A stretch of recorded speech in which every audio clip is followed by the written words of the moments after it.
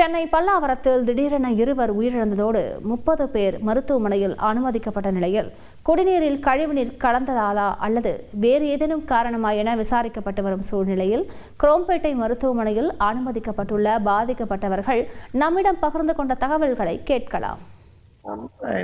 தெரியல sir. Loose motion கூட நேற்று தான் ஆயின்னு இருக்கும். இவங்களும் எவ்வளோ ட்ரீட்மெண்ட்லாம் கொடுறாங்க, அதே மாறுது.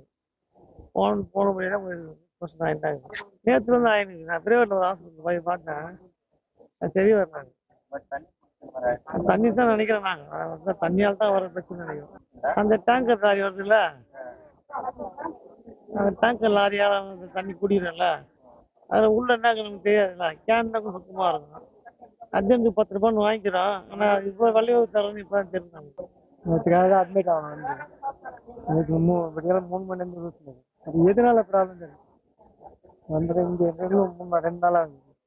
என்ன இதுன்னு தெரியல. இல்லை அதான் எங்களுக்கு இன்னும் தெரியல சார். வந்து அட்மிட் ஆகிட்டு தம்பிக்கு தெரியும். நேற்று காலையில் இருந்தா சார். நேற்று காலையில் 10 மணிலேருந்து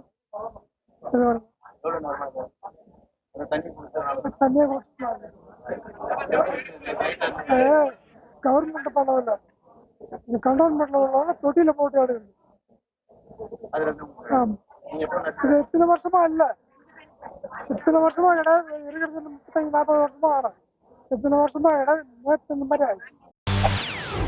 செய்திகளை உடனுக்குடன் தெரிந்து கொள்ள உடனே சப்ஸ்கிரைப் பண்ணுங்க.